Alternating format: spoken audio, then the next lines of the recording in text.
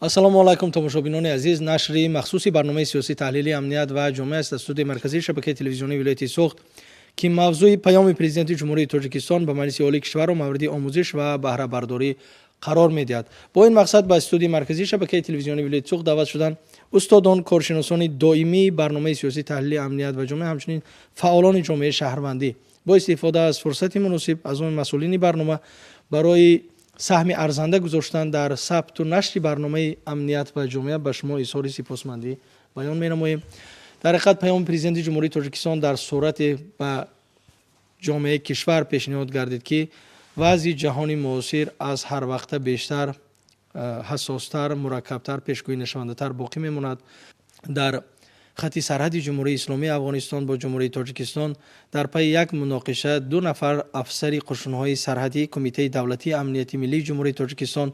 дар роҳи ҳифзи сарҳади давлатӣ ҷони худро аз даст доданд ва дар роҳи ҳифзи ватан шаҳид шуданд. мо ба аҳли пайвандони шаҳидони роҳи ватан изҳори тасаллият мекунем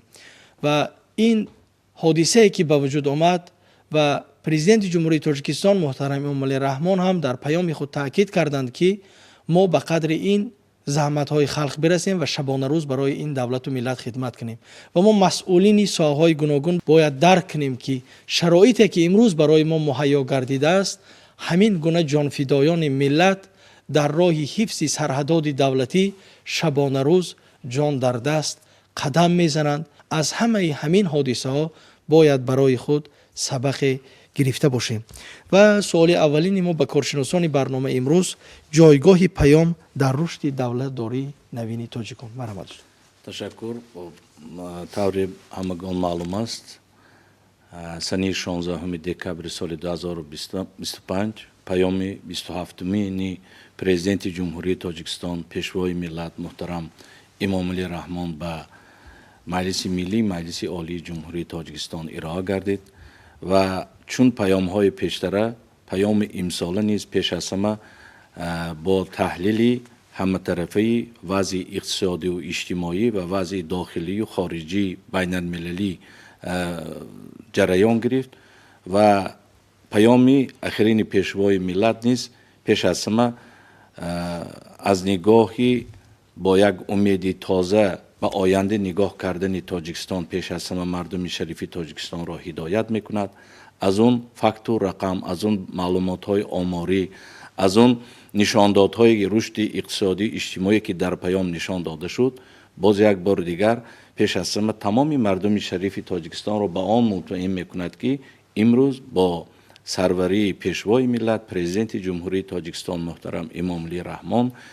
кишвари азизамон Тоҷикистон роҳи дурусти рушду инкишофи худро интихоб кардааст ва ин роҳ албатта ба сӯи музаффариятҳои нав ба нав мерасонад. ва бо бардошт аз паёми ахирини пешвои миллат ба он хулоса кардан мумкин аст ки аз он пешравӣ ва аз он дастовардҳое ки дар паём пешвои миллат баён карданд,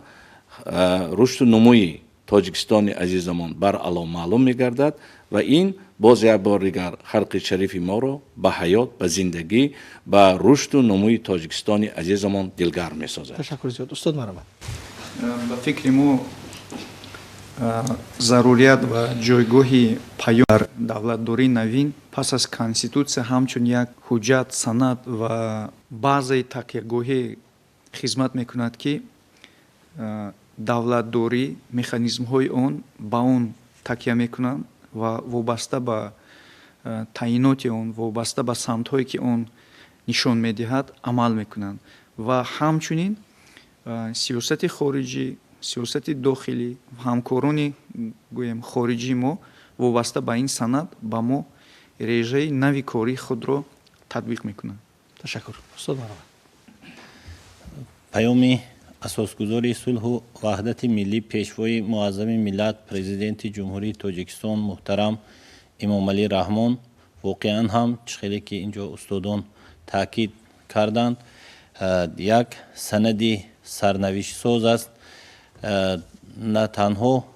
кормандони мақомотҳои давлатӣ, балки тамоми шаҳрвандони кишвар бо як интизорӣ аз муждаҳои неки паём آن رو انتظار می شوند و با گوش کردن پیام در سال من بعد نقشه و چاره‌بینی و دورنمای رشد ساحه خود را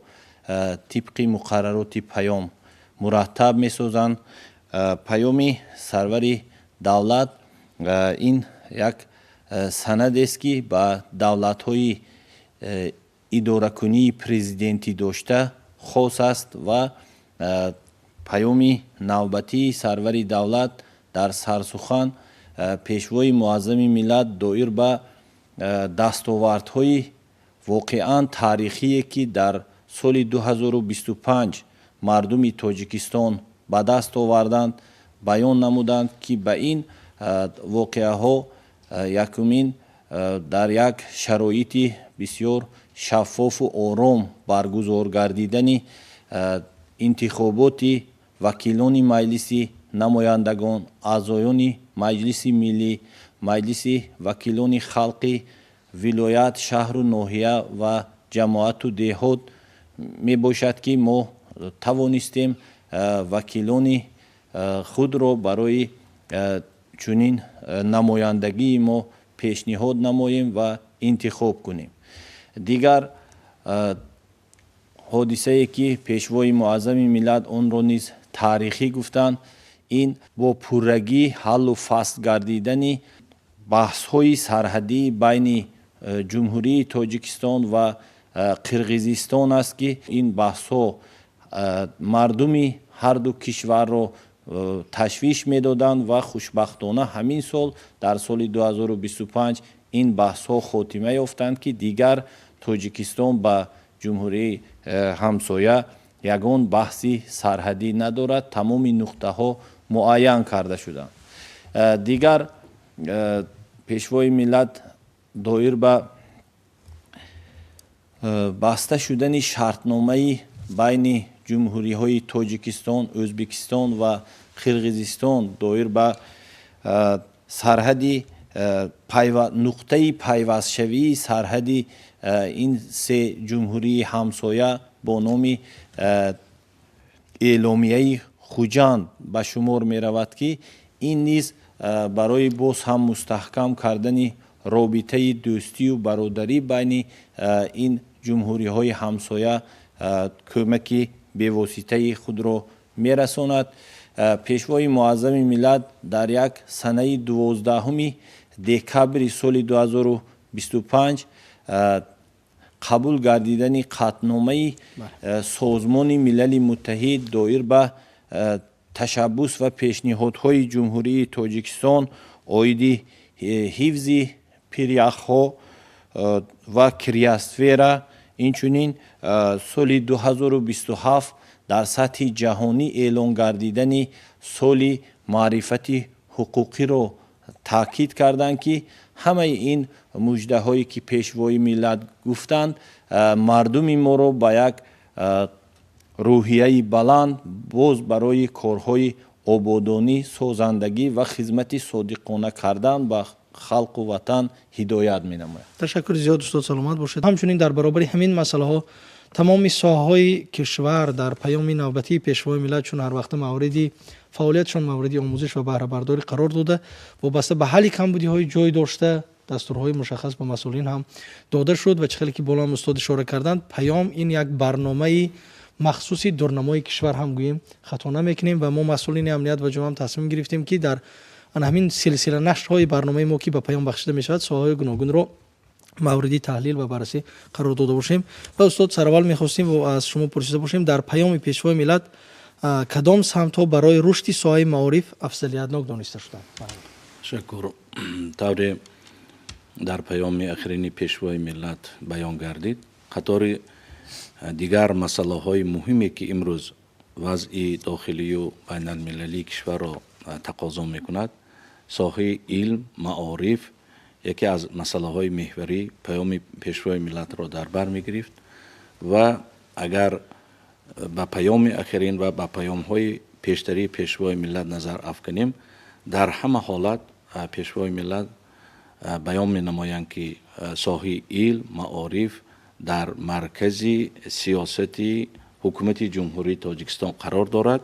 ва аз ибтидои соҳиби истиқлолӣ то ба имрӯз барои рушду нумӯи соҳаи илму маориф чорабиниҳои хеле назаррас ба иҷро расида истодааст ки ин барои рушди илм ва илму мактабу маориф дар ҷомеа оварда расонид. Масалан, агар соли 2020 ба соҳаи илм ва маориф 4,8 миллиард сомонӣ, яъне 7,4% бюҷети давлат. Соли 2022 зиёда аз 6 миллиард сомонӣ, 7,8% бюҷети давлатӣ. Соли 2023 8,5 миллиард сомонӣ, яъне 8,7% бюджети давлатӣ ҷудо шуда бошад аллакай. Соли 2024 19,8% бюджети давлатӣ маҳз ба соҳаи илм ва маориф равона гардида буд. Дар соли 2026 14 миллиард сомонӣ, яъне 25,4% бюджети давлат маҳз ба соҳаи мактаб, маориф ва илм равона карда шудааст. Ин маълумотҳои оморӣ аз чӣ далолат мекунанд ки ҷудо гардидани сол то сол мунтазам зиёд гардидани маблағгузории соҳаи илму маориф, ин пеш аз ҳама мо кормандони соҳаи мактабу маорифро ба он водор мекунад ки пеш аз ҳама барои баланд бардоштани сифати таълим ва барои омода кардани кадрҳои баландихтисосе ки дар имрӯза бозори ҷаҳонӣ ҷавобгӯй бошанд ва дар марҳилаи ҷаҳонишавии таҳсилот бояд онҳо ба он рақобатпазир бошанд. Барои омода кардани ин гуна кадрҳо мо бояд кӯшиш ба харҷ диҳем. ғайр аз он дар даврони соҳибистиқлолии ҷумҳурии тоҷикистон сохта ба истифода дода шудани зиёда аз 3700 муассисаҳои таҳсилоти миёнии умумии нав дар минтақаҳои гуногуни Тоҷикистон сохта ба истифода дода шудааст. Сохта ба истифода дода шудани зиёда аз 300 муассисаҳои томактабӣ ки наврасони миллати тоҷикро ба ин муассисаҳои томактабӣ даъват карда истодааст. Ва тавре аз паёмҳо бармеояд, дар давоми то 35-солагии соҳибистиқлолии ҷумҳурии Тоҷикистон боз сохта ба истифода дода шудани зиёда аз 800 муассисаҳои томактабӣ, ин ба он далолат мекунад ки имрӯз аллакай кӯдаки тоҷик аз оила ба муассисаи томактабӣ омада ва ибтидо аз остонаи муассисаҳои томактабӣ барои рушду нумӯ ва тафаккури илмию техникии онҳо имрӯз ин муассисаҳо бояд кӯшиш ба харҷ диҳанд. ғайр аз он агар соли 1991 дар Тоҷикистон ҳамагӣ 13 муассисаи таҳсилоти олии касбӣ амал мекардагӣ бошад ва мувофиқи маълумотҳои охир имрӯз дар Тоҷикистон зиёда аз дар кишвари азизамон зиёда аз 48 муассисаҳои таҳсилоти олӣ амал мекунад ки ҳами ин пеш аз ҳама аз чӣ гувоҳӣ медиҳад? аз ғамхории мунтазам ва ҳамасолаи ҳукумати ҷумҳурии Тоҷикистон бо роҳбарии президенти ҷумҳурии Тоҷикистон муҳтарам Эмомалӣ Раҳмон дар самти илм ва техника мебошад. Ҳамчунин бо баробари ғамхорӣ ба маблағгузории соҳаи мактаб, маблағгузорӣ ва соҳаи илм ки сол то сол зиёд шуда истодааст ки ин худ амин таъсис ёфтани комиссияи олии аттестатсионӣ назди президенти ҷумҳурии Тоҷикистон ва зиёд гардидани ки имрӯз зиёда аз 108 шӯроҳои диссертатсионӣ дар ҷумҳурии Тоҷикистон амал мекунанд. Зиёда аз 98 маҷаллаҳои илмии тақлидшавандӣ назди комиссияи олии аттестатсионӣ имрӯз амал мекунад ки яъне тақозо бо ибтидои соҳибистиқлолии ҷумҳурии Тоҷикистон имрӯз челе ки дар паём президенти ҷумҳурии Тоҷикистон гуфтанд марҳилаи аз бар кардани илм, дониш, ҳунар фаро расидааст. Яъне ҳама шароитҳо имрӯз ҳаст, ҳама шароитҳо муҳайё аст. ва тавре дар паём пешвои миллат алоҳида қайд карданд мо бо хурофотпарастӣ рушди ояндаи кишвармон таъмин карда наметавонем. ва ин албатта даъвати саривақтӣ аст ва имрӯз ҷомеаи Тоҷикистон ҳамин зиёиён ва онҳое ки рушду нумӯи Тоҷикистон нисбати рушду нумӯи Тоҷикистон беғараз нестанд бояд барои рушду нумӯ, барои пешрафти илм, техника ва ворид намудани технологияи нав ба ҷараёни таълиму тарбия бояд кӯшиш ба харҷ диҳем ки мо барои ояндагон як мулки обод ва як насле ки аз падидаҳои имрӯзии таълим, тарбия дар марҳилаи ҷаҳонии шавии таҳсилот бояд огоҳ бударо омода созем. ва имрӯз албатта дар назди кормандони мактаб, маориф, илм бо бардошт аз паёми президенти ҷумҳурии Тоҷикистон албатта вазифаҳои мушаххас меистад, ки мо барои ба ҳамқадами имрӯзии ҷомеаи байналмилалӣ кардани соҳаи мактаб, маорифи кишвари азизамон бояд дар якҷоягӣ кӯшиш ба харҷ диҳем. ташаккури зиёд устод, саломат бошед. ва дар ҳақиқатан ҳам вақте ки пешвои муаззами миллат таъкид медоранд, ҳамин маориф ва илм аст ки барои рушди соҳаҳои дигар як заминаи хуберо фароҳам меоварад. ва хеле ки мо медонем 93% қисмати кишвари моро кӯҳҳо ташкил медиҳанд ва аз ҷиҳати сарватҳои табиӣ кишвари мо хеле захираҳои бои сарватҳои табииро дорад.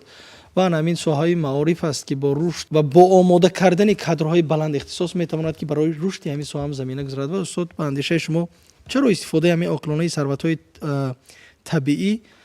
барои ояндаи кишвари мо хеле муҳим аст? бале, шумо дуруст қайд кардед. мо ба нуктаҳои паём сол ба сол як фаҳмиши дигарро ё ки як самти дигари рушди саноатиро аҳамият медиҳем.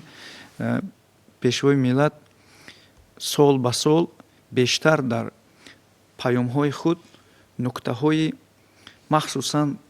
коркарди конҳои канданиҳои фоиданокро, омода кардани мутахассисонро, зиёд кардани ҷойҳои кориро ва дар дохили кишвар омода сохтани ана ҳамин маҳсулотҳое ки аз ҳамин сарчашмаҳо бармеоянд таъкид бештар мекунанд. ва имрӯз бинед дар вохӯриҳои сарони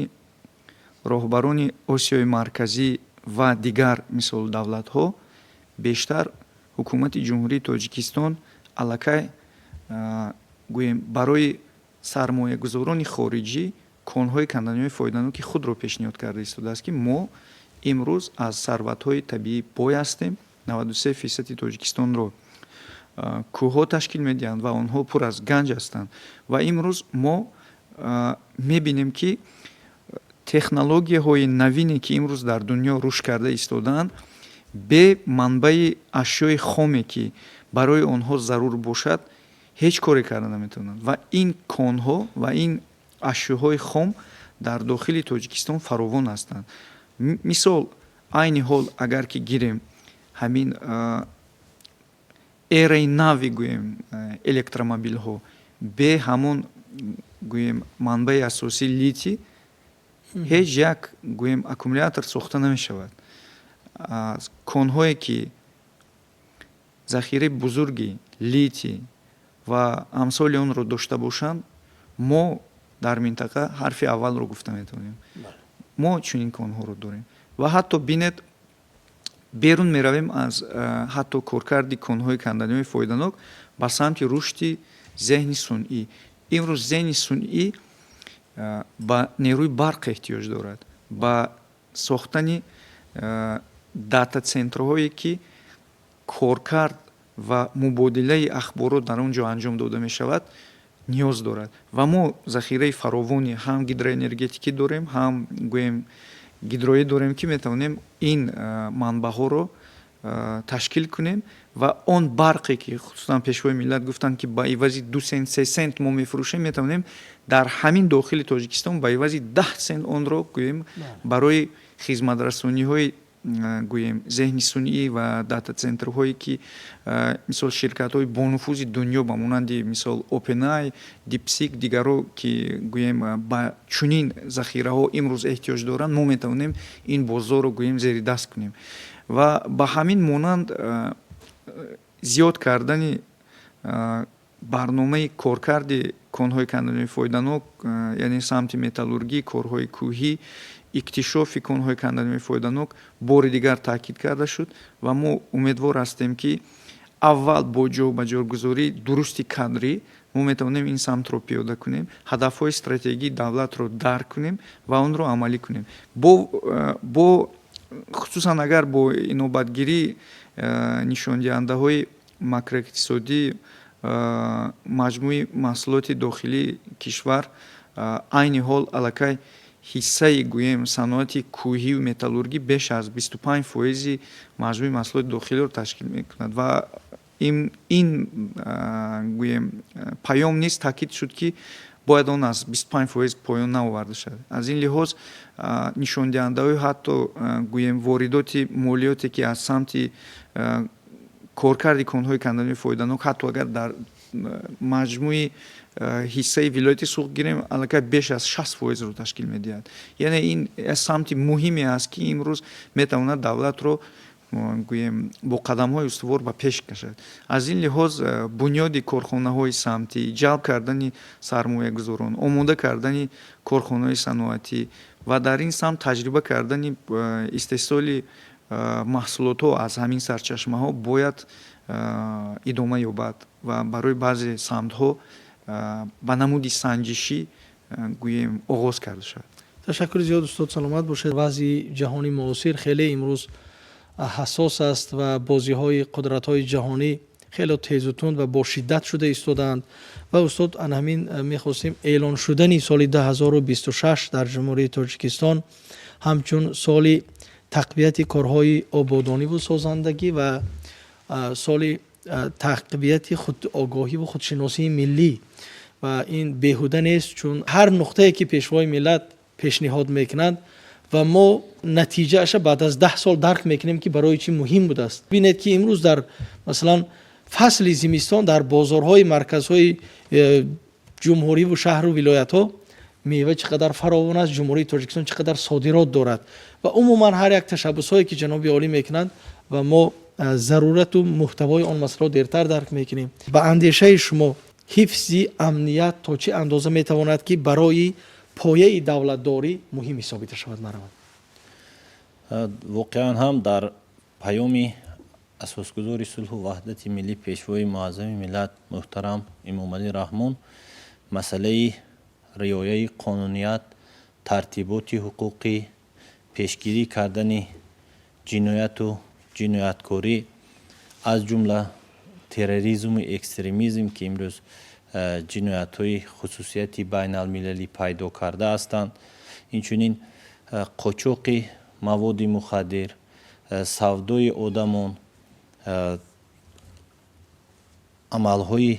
коррупсионӣ ки имсол пешвои миллат бо номи омилҳои инсонӣ ишора карданд, барои пешрафти тамоми соҳаҳо, барои амалӣ гардидани стратегияю барномаҳои рушд як монигӣ эҷод мекунанд. аз ин лиҳоз пешвои муаззами миллат дар паёми имсола ба масъалаҳои баланд бардоштани маърифати ҳуқуқии шаҳрвандон, эҳтирому арҷ гузоштан ба қонун ва санадҳои меъёрии ҳуқуқӣ, бо як масъулияти ҷиддию баланд иҷро кардани вазифаҳои хизматӣ ҳам аз тарафи хизматчиёни давлатӣ, кормандони мақомоти ҳифзи ҳуқуқ, қувваҳои мусаллаҳ ва дигар шаҳрвандон талаб карданд ки бояд бо як масъулияти баланд мо вазифаи худро иҷро кунем ва тамоми фаъолиятамонро барои ободӣ, саодати мардум, барои беҳтар боз ҳам аз ин ҳам беҳтар гардонидани шароити зиндагии шаҳрвандони кишвар бояд кӯшиш ба харҷ диҳем ва воқеан ҳам имрӯз чӣ хеле ки таъкид кардед, вазъи ҷаҳони муосир, муносибати давлатҳои гуногуни абарқудрат ба нисбат ба гурӯҳҳои ифротию экстремистӣ, манфиатҷӯӣ баъзе аз давлатҳо моро воқеан ҳам водор месозад ки таъмини амнияти давлат ва ҷомеаи худро ҳамчун як масъалаи якум ба роҳ монем ва имрӯз мубориза бурдан ба терроризму экстремизм вазифаи на танҳо мақомоти қудратии кишвар аст. имрӯз тамоми сокинони кишвар бояд хатарҳои ин амалҳои номатлубро дуруст дарк намоянд ва از تجربه بعضی دولت هایی که اینقدر قدرت داشتند، توانایی داشتند، لیکن در نتیجه همین جنگ و جدال ها با دستی همین ناخلفان خودشون به یک خاک و چی آغشته شدند. از این یک خلاصه های درکاری باید بروریم و با اکستریمیزم و تروریسم با دیگر جنایت ها، حقوق ویرانکنی ها یک جایه مبارزه بریم و برای همین سزاوار جشن گرفتن 35مین سالگرد استقلال دولتی که پیشوای ملت بنیاد شدن چندین کارخانه ها و یعنی دستاوردها را گفتند، ما باید باز با دستاوردهای نوین با یک افکار و اندیشه تازه، سازنده، بنیادکارانه، بی‌غرضانه باید 35مین سالگرد دولتی تازه استقلال لیکن کهن تاریخ خودمان را تجلیل نماییم. تشکر زیاد استاد، سلامت باشید. و استاد میخواستیم اندیشه شما رو وابسته به نقش آموزگاران در تربیت نسل نورس طبق پیام پرزیدنت جمهوری تاجیکستان چگونه ارزیابی می شود؟ تشکر. طور همصحبتان در بالا گفتند، در حقیقت نقش پیام پیشوای ملت در رشد و نموی پیش از همه و راه اندازی نمودن راه نیکی رشد و نموی کشور عزیزمان بسیار سازنده است و خیلی خوشبختانه که در پیام امسال نیز پیش از همه همین بلند گردیدن مزد معاش کارمندان مکتب‌های میانه، مکتب‌های عالی، حفظ حقوق، استیپندیا، این پیش از همه آن بلند گردیدن مزد مهنتی کارمندان مکتب‌های میانه و عالی این ما را باز یک بار دیگر به آن وادار میکند که غمخواری نسبت آموزگار، غمخواری نسبت مکتب معارف در زیر نظری دائمی پیشوای ملت قرار دارد و همین این بلند گردید سال به سال منتظم بلند گردیدن مزد مهنت، سال به سال زیاد گردیدن تعداد مؤسسه‌های تا مکتبی، مکتب‌های میانه، کالج، لیسه‌ها، مکتب‌های عالی،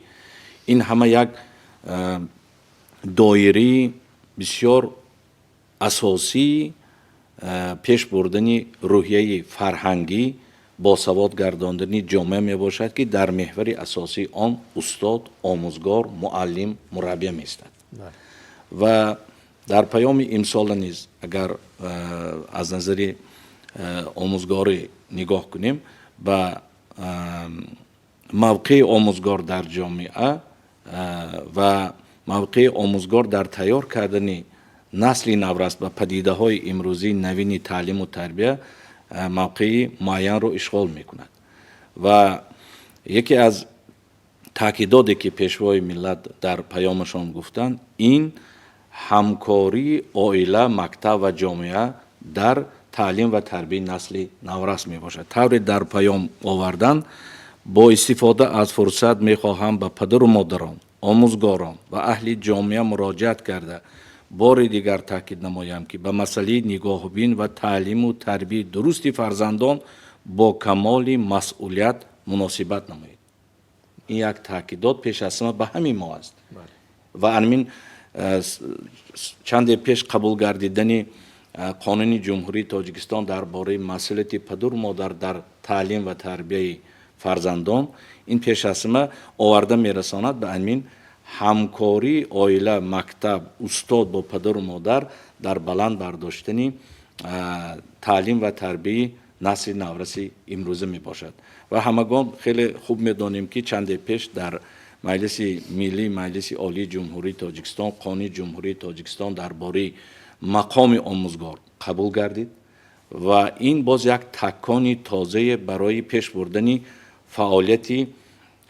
آموزگاران در زمینه‌های گوناگون تحصیلات به حساب می رود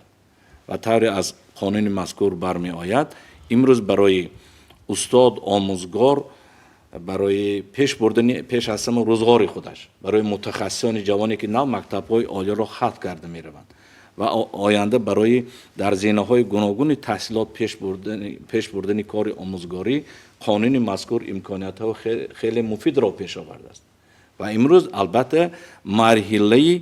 از این شرایط و امکانیت و قانون و سنت‌های معیاری حقوقی که نسبت مکتب آموزگار علم در تاجیکستان مهیا کرده شده است از این استفاده برده برای تعلیم و تربیت نسل نورسی شایستگی از تاجیکستان از ملت از زبان مادری خودش فخر میکرده که نسل نورس را باید تعلیم و تربیت داده به غایه رسانیم و در پیام البته تحلیلی فعالیت مرکزی ملی تسی علاهیده کرده گذشت و گرچنده که از قبول همین 20 سالی رشد علمهای دقیق 6 سال سپری شدگی باشد هم البته برای نتیجه برداری پیشکی کردن این پدیده هایی که در ساحه مکتب معارف قبول کرده شدگی بود پیشنهادهای علاهیده در پیام شده گذشت و من باوری کامل دارم که اون سنت‌های معیاری حقوقی اون برنامه استراتژی که امروز در سمت مکتب معارف در کشور عزیزمون عمل کرده ایستاده است البته در سرگه آن عالمان استاد آموزگار میستد و امروز من با باوری کامل گفته میتوانم که آن شرایطی که امروز در حکومت جمهوری تاجیکستان نسبت آموزگار نسبت مکتب پیشنهاد کرده است ما این امکانیت ها را استفاده برده برای پیش از همه معین کردن مقام آموزگار در جامعه آبروی اعتبار استاد آموزگار در جامعه و بلند برداشتن سطح و صفت تعلیم و تربیت در همین زمینه‌های تحصیلات در یکجایگی کوشش به خرج خواهیم داد. تشکر زیاد استاد سلامت باشید و می‌خواستیم استاد اندیشه شما وابسته به آنه که در برابر آنه که همه این ساحه مورد تحلیل و نتیجه برداری قرار داده دستورهای مشخص داده شد امروز مسئولین همه این ساحه‌های دولتی اهل ضیا خادمان دین فعالان جامعه شهروندی و حتی شهروندان در اجرای رسالت ملی و رسالت کسبی باید چگونه مناسبت کنند تا سهم خود را در رشد آینده باثبات کشور عزیز گذاشته باشند مرام. بله پیشوای ملت با اون اشاره کردن که پیش از همه شما شکرگزار باشید که صاحب چنین یک دولت آزاد هستید در چنین یک دولتی که از لحاظ تامین امنیتی در پنجگانه بهترین دنیا می ایستد. شما چی تصمیم ها دارید؟ چی کارها کردن میخواهید؟ میخواهید عبادت کنید؟ مرحمت. میخواهید علم آموزید؟ مرحمت. میخواهید بنیاد کنید؟ مرحمت. میخواهید سرمایه خصوصی داشته باشید؟ ما کفالت میدیم. میخواهید رشد کنید؟ ما کمک میکنیم. میخواهید با ما همکاری کنید؟ بیایید. چی تصمیم دارید؟ ما در پهلوی شما هستیم و امروز ما از همه اعضایان حکومت از همه اون نفرانی که در جامعه تاثیرگذار هستند تاکید میکنیم که برای همین دولت برای همین خلق خدمت کنید زیرا هیچ کس غم ما رو نمیخورد هیچ کس به جای ما و شما این دولت را آباد نمیکند و هیچ کس خدا نکند در حالت ناگوار ما رو رهایی کردن و پهلوی ما بودن نمیتواند. یعنی همه برد و باخت از آن ماست، همه موفقیت از آن ما هستند و همه مسئولیت از آن ماست و همچنین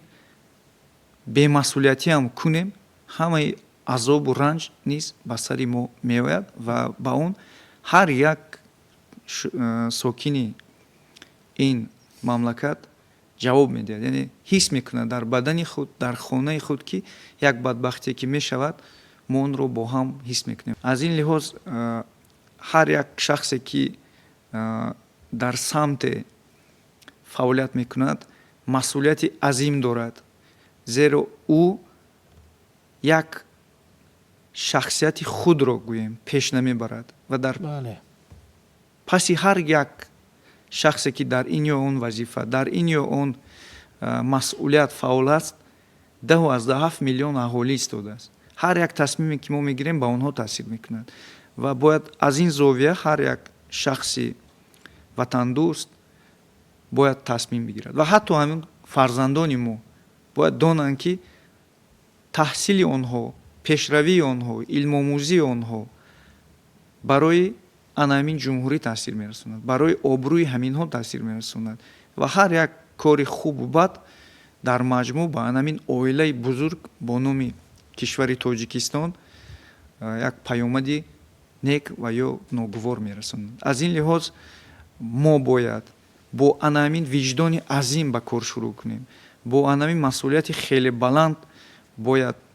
муносибат кунем ва сазовор бошем ба боварии пешвои миллат ки моро ба роҳи рост раҳнамун мекунад ва мегӯяд ва интизор аст ки мо дар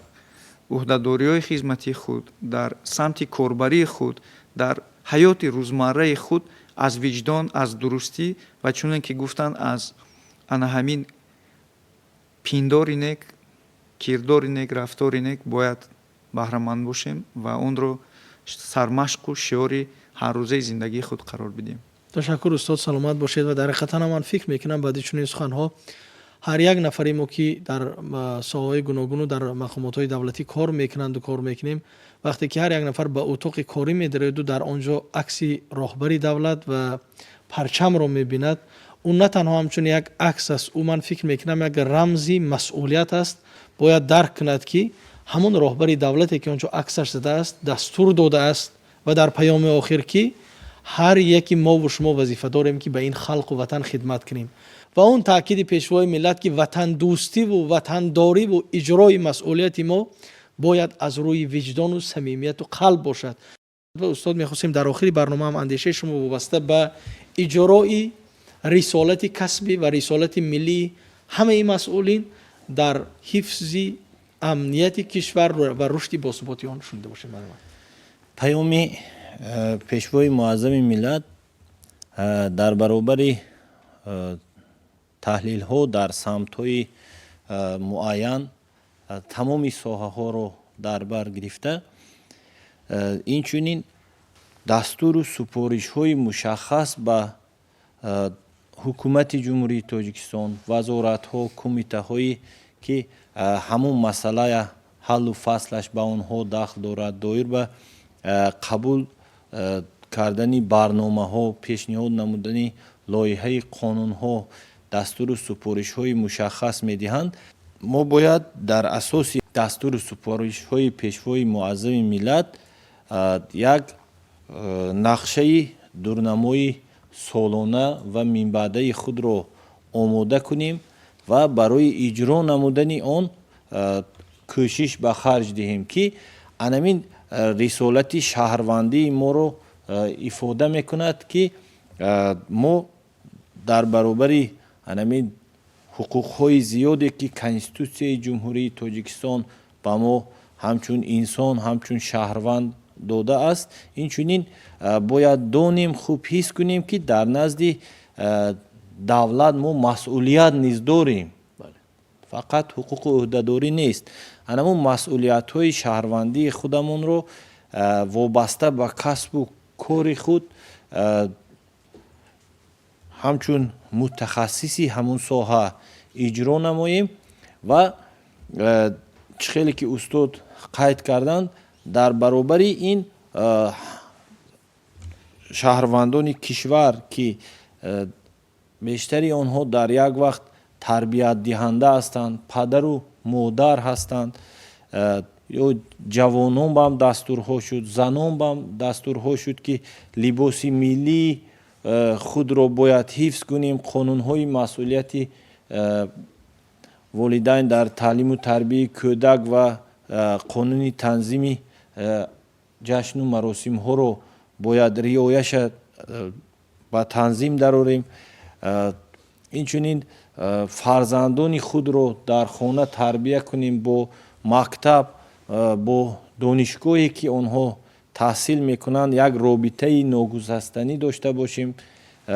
ба омӯзгорон низ имрӯз вақти он расидааст ки падару модарон ба омӯзгорон кӯмак расонанд дар ҳамин самт. якҷоя ҳамин ҷомеа омӯзгор ва падару модар якҷоя кор кунанд. соҳаи маориф чӣ хеле ки пешвои миллат қайд карданд, ин як соҳае аст ки аз ин суботу оромии кишвар, пешрафти кишвар бевосита вобастагӣ дорад. тамоми ҷомеаи Тоҷикистон имрӯз бояд ба соҳаи маориф як таваҷҷӯҳи хоса дошта бошанд, зоҳир намоянд ва дар амум вақте ки мо ин рисолатҳои худро иҷро менамоем, 35-умин солгарди истиқлоли давлатиро боз ҳар як шаҳрванди кишвар бо як дастоварди худ бояд пешвоз гиранд. пешвои миллат ҳатто гуфтанд ки хонаи дари худатонро ба ҳамин муносибат як обод кунед,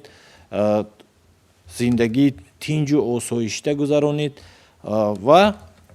барои амалӣ шудани анамин ҳадафҳо, дастуру супоришҳое ки пешвои муаззами миллат дар паём баён намуданд, тамоми зиёёни кишвар, шаҳрвандони ба ору номуси кишвар бояд якҷоя кӯшиш ба харҷ диҳанд. ташаккури зиёд устод, саломат бошед. тамошобинони азиз, вақти ҷудошуда ба барномаи сиёсӣ таҳлилӣ амният ва ҷомеа ба анҷом мерасад. мо дар барномаи минбаъда низ мавзӯи паёми президенти ҷумҳурии Тоҷикистон ба Маҷлиси олии кишварро мавриди омӯзиш ва баҳрабардорӣ қарор медиҳем. дар охири барнома бори дигар ба коршиносони барнома барои иштирок ва ибрози андешҳои созанда